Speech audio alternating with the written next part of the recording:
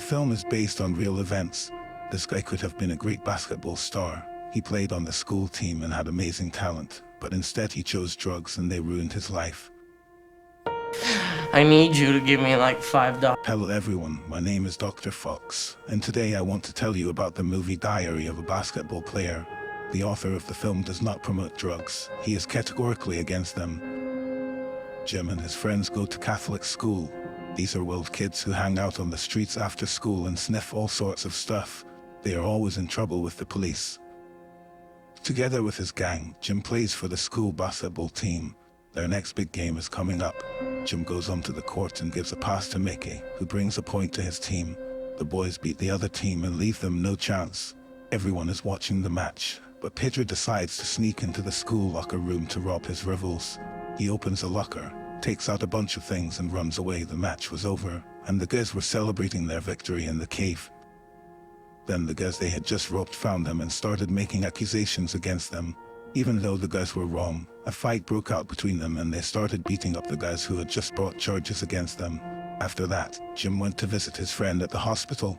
Unfortunately, the guy had cancer for a while and was bedridden because of it.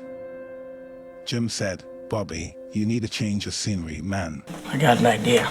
So he pulled him out of there and took him to a strip bar. The guys watched this beautiful girl dancing. She was really cool, but Bobby did not feel it. The guy knew that he was terminally ill, and he did not like the way the girl looked at him. She looked at him with pity, so he asked her to leave the bar. Jim agreed to Bobby's request. He drove him home, and then went up to the top floor of the house and began to stimulate himself manually. Jim also had a diary. Sometimes he wrote down his thoughts there. Like all guys, they had games of courage. They climbed a huge cliff and then jumped off it. Pedro was always scared. He never jumped off a cliff, but that time Jim talked him into it. And Pedro jumped in with everyone else. Well, the party started. Fun times. Neutron and Jim headed to the hotel, and the girls let them in. The guys started talking, and then a friendly game of beat the gun began. Diana suggested that Jim try some salt. The guy had never used anything strong before. Jim was afraid to look like a child, so he tried. Then the girl took him to the bedroom. The dude had never done this before. He was so shy, but she seduced him. Diana went to bed, and while she was gone, Jim sneaked off to get pills. He was not satisfied, so he ate some more, and his head went blank. The guy started having visions. He was in church and saw Bob in a coffin. Bob died for real the next day. Jim and his friends decided to go out for a drink. They remembered Bobby and what a wonderful guy he was. He loved basketball and wanted to live. Unfortunately, he passed away, and then they played a game of basketball in honor of the late Bobby. After Bobby's death, Jim started using heroin for the first time that night. He came home in a bad way and his mom yelled at him. She was worried about him. After that, he went and lay down on the sofa and began to write down in his diary what was happening to him. I came to Pedro's. There were a lot of people. They were all smoking and drinking. Jim just wanted to take a break from all this stress and just breathe out of the bag. But one guy told him that if you smoke Marion, you can do a lot more, like puncture a vein and get high. From that moment on, Jim's life took a dark turn. He and his friends started robbing people to make money. They put on masks and went out into the streets for this. They even robbed a lonely old lady.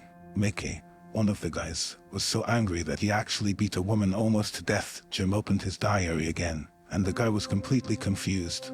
One day he started sniffing at school, and the coach even caught him. By the way, the coach turned out to be gay and offered to sleep with him for money. But Jim did not want to do it, so he refused and punched the dude in the jaw. Jim was high in the bathtub again. He opened his diary and wrote that he could not stop taking drugs. Then he started hallucinating and dreamed that he was walking around the school in a leather jacket. Then the dude pulled out a shotgun and shot all his classmates. Jim's condition was getting worse and worse, and his friends were not shy about anything. They had an important game coming up, and they were arguing in the locker room about which pill to take. Even Neutron began to realize that they were turning into drug addicts, but he could not convince them otherwise. So, Jim took a black pill and his mind went blank at the game. He passed out on the move and could not get into the trash. Then he just fainted. Pastor called the police. The guys were high and laughing, but there was nothing in their lockers. Despite this, the priest saw it all with his own eyes, and then he kicked them out of school. Since then, Neutron has left the group and stopped talking to them, because he was the only one who did not use drugs. And then he came home again in an altered state. His mom found his stash of pills. Instead of apologizing, he yelled at his mom, and she kicked him out of the house. I'm out of here! Get the fuck out of my way! The money for entertainment ran out, and the guests decided to steal a car. They brought her to her uncle, but due to the fact that Mickey parked incorrectly, her car was towed to the parking lot. An uncle broke Mickey's arm. The social bottom has been reached. The guests no longer lived at home. Their parents hated them, and they were hanging out in a drug den. They also used Doug. Mom prays to God that her son will be fine, but this will not happen, because Jim cannot stop now. The gang returned to their crimes. They tried to rob the store, but when they opened the cash register, one small thing was found there. The cops arrived, and I had to run away. Because of the drugs, Pedro became like a vegetable. He could not move, and the dude just sat and stared at the wall. In the end, Mickey and Jim had to escape, and Pedro was imprisoned. The guys were hanging out at the bar. Mickey was chatting, and Jim was watching. Then he saw Neutron, who had just won the championship, and Jim could have been in Neutron's place, but because of drugs, no one needed him anymore. The dude looked like a homeless person, and even the girls who he was kissing, they were afraid of him on the cheek. You know this boy? No, Dad. He got into a fight over a dose with some guy, and here he lies half dead in the snow, life flashing before his eyes as the end approaches. But Jim was saved by an old friend who used to play basketball with him. Reggie was an older guy. He pulled the last bag out of Jim's pocket and then flushed it down the toilet. Jim is convulsing and shaking. The guy asked for a dose, but Reggie would not give it to him and kept him locked up in his room. A month passed, and Jim's mind cleared up. Reggie had to leave home for a while. At that moment, Jim began frantically searching for more Hira. He could not find any, so he ran away from home and slipped to the lowest rung of the social ladder.